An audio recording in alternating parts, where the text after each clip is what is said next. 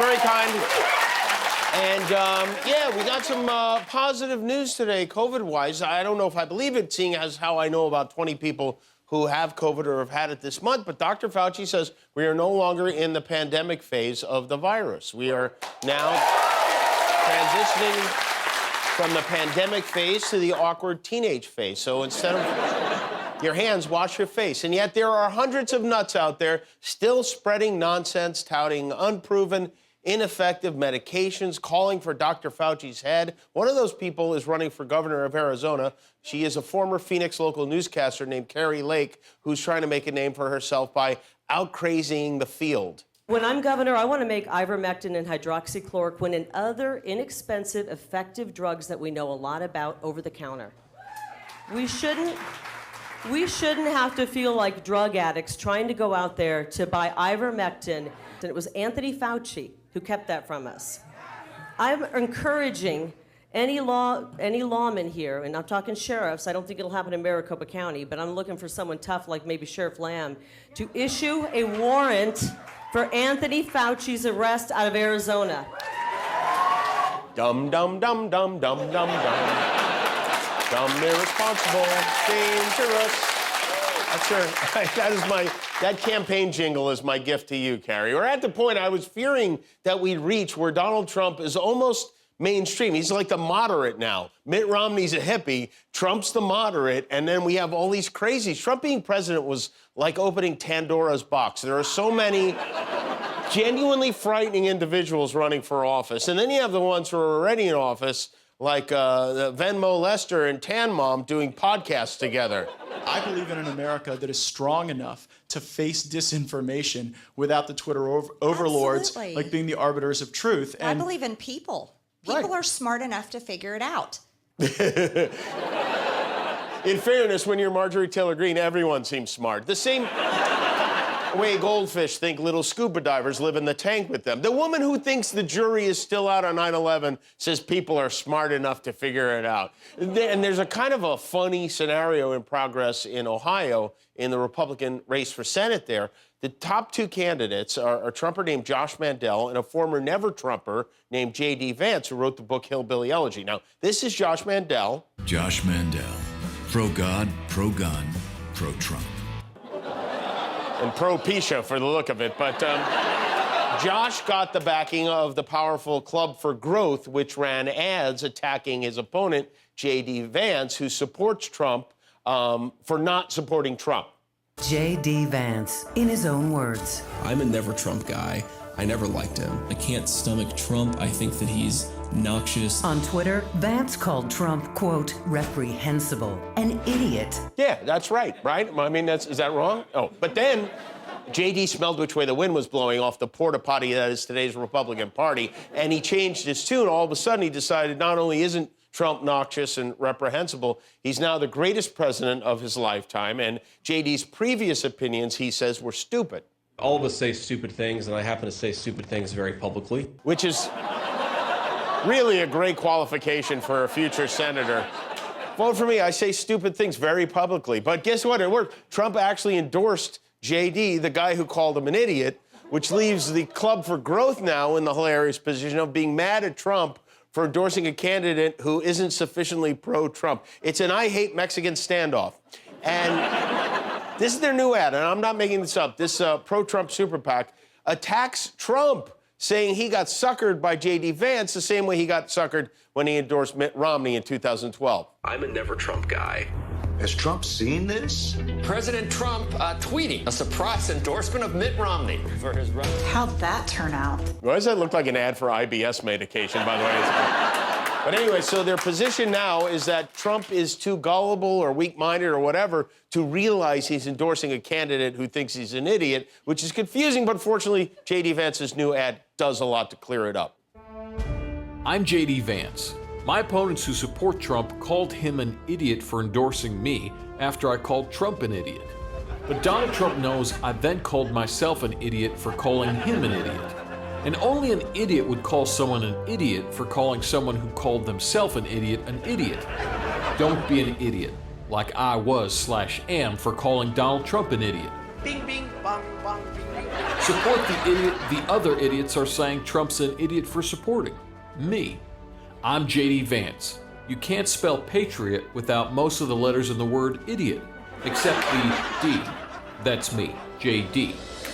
The idiot who approved this message. Okay, all right.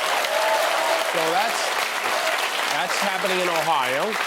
Meanwhile, things are temporarily looking up for Donald Trump's social media platform. Truth Social is getting a boost from the news that Elon Musk is buying Twitter. Their app is now #1 on the Apple Store free app chart. And we know this because Trump released a statement, said Truth Social is #1 in the Apple App Store, a statement he did not bother to post on Truth Social, by the way, because no one would see it there. He still hasn't posted on his own Truth Social app since the day it launched back in February. The last time he ignored something this much, it was named Eric.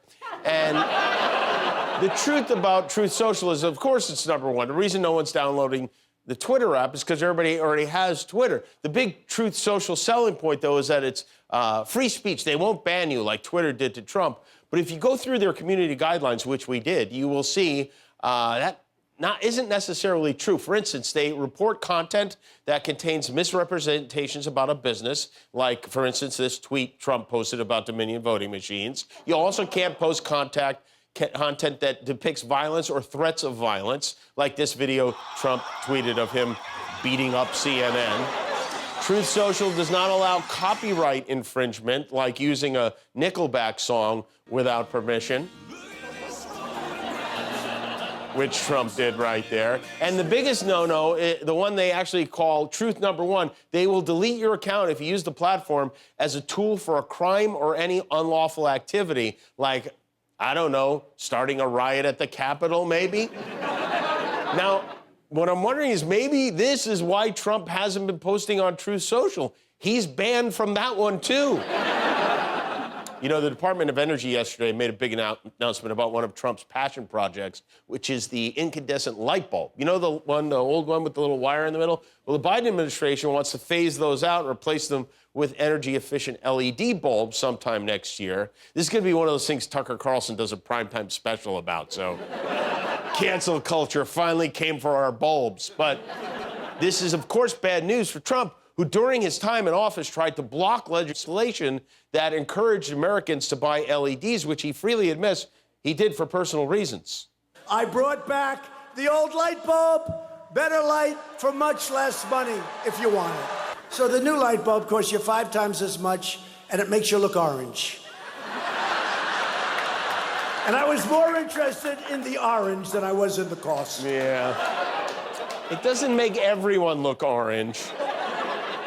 I'm no expert on skin tone. Maybe it's the spray-on face bronzer that's making you look that color.